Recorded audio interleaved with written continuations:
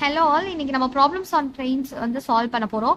First question என்ன? A 260 meter long train crosses a 120 meter long wall in 19 seconds. What is the speed of the train?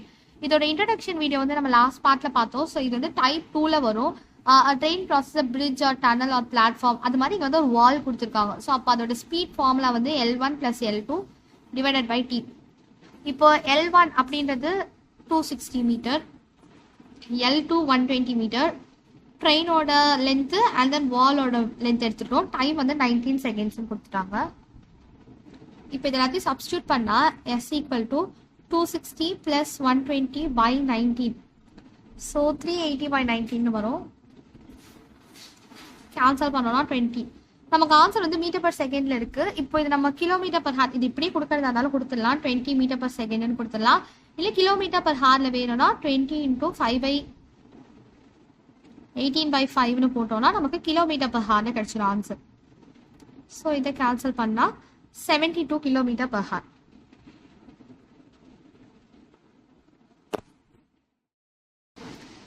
Second problem. Two trains are moving in the same directions at 65 km per hour and 45 km per hour. The faster train crosses a man and slower train is 18 seconds. The length of the faster train is. இதான் question. இது வந்து theory of relativity conceptல நம்ம introduction வீடியோல பார்த்தோம். Two trains are traveling in same direction. அதில் அப்போ speed வந்து நமக்கு மைனஸ் ஆகுமா? ஸோ ரெண்டு ஸ்பீடில் மைனஸ் பண்ணி ஸ்பீட் எடுத்தாச்சு. ஸ்பீட் வந்து 20 km per hour இருக்கு. பட் டைம் வந்து செகண்ட்ஸில் இருக்கு. ஸோ நம்ம எல்லாத்தையும் கன்வெர்ட் பண்ணிக்கலாம். இதையும் மீட்டர் பர் செகண்டாகவே கன்வெர்ட் பண்ணிக்கலாம்.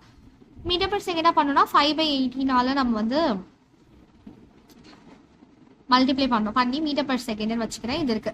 இப்போ நமக்கு ஸ்பீட் டிஸ்டன்ஸ் தான் கேட்குறாங்க, அதாவது லென்த் கேட்குறாங்க. Length of the train, length distance எல்லாமே சேம் தான். Speed equal to distance by time. Distance வேணும் தான் ஸ்பீட் இன்டூ டைம். அப்போ லென்த் டிஸ்டன்ஸ் லென்த் ரெண்டுமே சேம் தான். லென்த் ஈக்குவல் டு 20 × 18, அதாவது 20 × 5/18 போடுவோம். இங்கே போட்டுக்கலாம். இது வந்து இங்கேருந்து எடுத்துருக்கோம். மீட்டர் பர் செகண்ட் கன்வர்ஷனுக்காக நம்ம 5/18 போட்டிருக்கோம். இது கேன்சல் பண்ணிக்கணும். 100 மீட்டர். அதுதான் ஆன்சர். அவ்வளோதான். So third question. A man sees a train passing over a bridge 1 kilometer long. The length of the train is half that of the bridge. If the train clears the bridge in 2 minutes, the speed of the train is. இதுதான் question. இது வந்து நம்ம second concept. Train process bridge tunnel அந்த டைப்ல வருது. So L1ன்றது வந்து நம்ம speed of train வச்சுக்கலாம். L2 வந்து ஸ்பீட் ஆஃப் த பிளாட்ஃபார்மோ இல்லை பிரிட்ஜோ இதோட. பிரிட்ஜோட லென்த் வந்து என்ன கொடுத்துருக்காங்க? 1 கிலோமீட்டர். So 1 kilometre. அது நான் வந்து 1000 மீட்டர்ஸ் அப்படின்னு எடுத்துக்கிறேன். ஓகேவா? அண்ட் நெக்ஸ்ட் ட்ரெயினோட லென்த் எப்படி மென்ஷன் பண்ணியிருக்காங்கன்னா, the length of the train is half that of the bridge. இதோட ஹாஃப் தான் லென்த் ஆஃப் த ட்ரெயின்னு சொல்லுவாங்க. அப்போ 1000 ஹாஃப்னா 500 மீட்டர்ஸ் தான் லென்த் ஆஃப் ட்ரெயின். டைம் என்ன கொடுத்துருக்காங்க?